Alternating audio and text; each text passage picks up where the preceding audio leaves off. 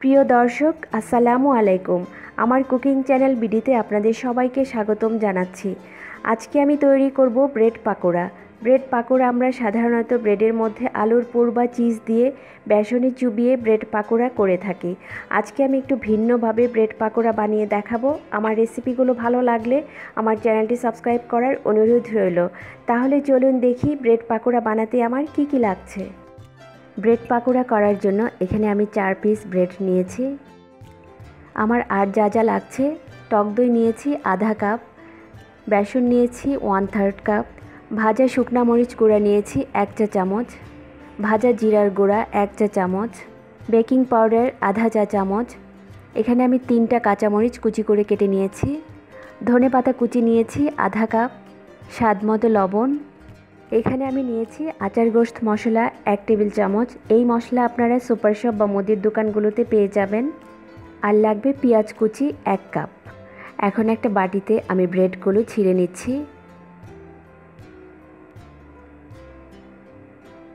সবগুলো ব্রেড এভাবে ছিঁড়ে নিতে হবে।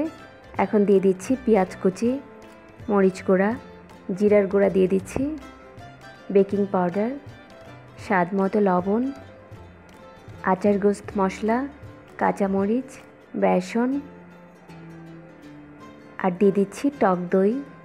এখানে আমি ব্রেডগুলো টক দই দিয়ে মাখিয়ে নেব। আপনাদের যদি মনে হয় যে শুকিয়ে গেছে তাহলে একটু পানিও দিয়ে নিতে পারেন। খুব ভালো করে মাখিয়ে নিতে হবে। আমরা যে পেঁয়াজু করি ঠিক সেইভাবেই মিশ্রণটা হবে। দিয়ে দিচ্ছি ধনেপাতা কুচি।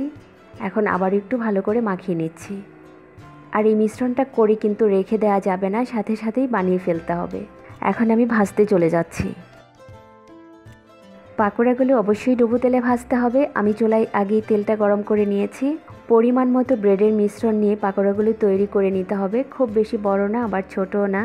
আমরা যেভাবে পেঁয়াজু করি ঠিক সেইভাবেই করে নিতে হবে।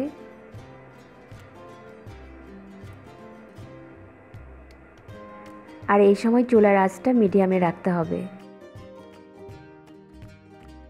পাকোড়াগুলো দিয়ে একটা হাতা দিয়ে এভাবে সরিয়ে সরিয়ে দিতে হবে। অনেক সময় দেখা যায় কড়াইয়ের নিচে লেগে পুড়ে যায়। এক পাশ হয়ে গেলে উল্টিয়ে দিতে হবে। এই সময় চুলার আঁচটা মিডিয়ামে থাকবে। আর এই পাকোড়াগুলো খেতে কিন্তু খুবই মজা, আপনারা বানিয়ে দেখেন।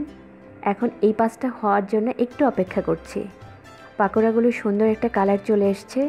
আমার পাকোড়াগুলো ভাজা হয়ে গেছে। এখন আমি একটা ছাঁকনি দিয়ে তেলটা ঝরিয়ে তুলে নিব।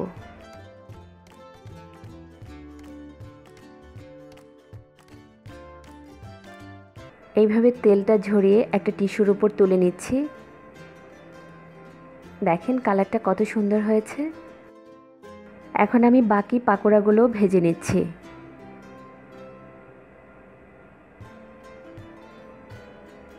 সবগুলো পাকোড়া ভাজা হয়ে গেছে। এখন আমি সার্ভ করব। হয়ে গেল আমার মজাদার ব্রেড পাকোড়া। আমি এখানে পাকোড়াগুলো সুইট চিলি সস দিয়ে সার্ভ করেছি। এই ব্রেড পাকোড়া আপনারা বাসায় বানিয়ে দেখেন, এটা খেতে কিন্তু খুবই মজা হয়। টক দই আর আচার মশলার জন্য ফ্লেভারটাও কিন্তু দারুণ হয়েছে, আর একটু টক স্বাদের।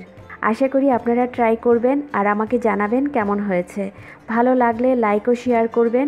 বরাবরের মতো অনুরোধ রইল আমার চ্যানেলটি সাবস্ক্রাইব করার। আজ বিদায় নিচ্ছি। আবারও কথা হবে নতুন কোনো রেসিপি নিয়ে। সেই পর্যন্ত সবাই ভালো থাকবেন। ভিডিওটি দেখার জন্য সবাইকে ধন্যবাদ। আল্লাহ হাফিজ।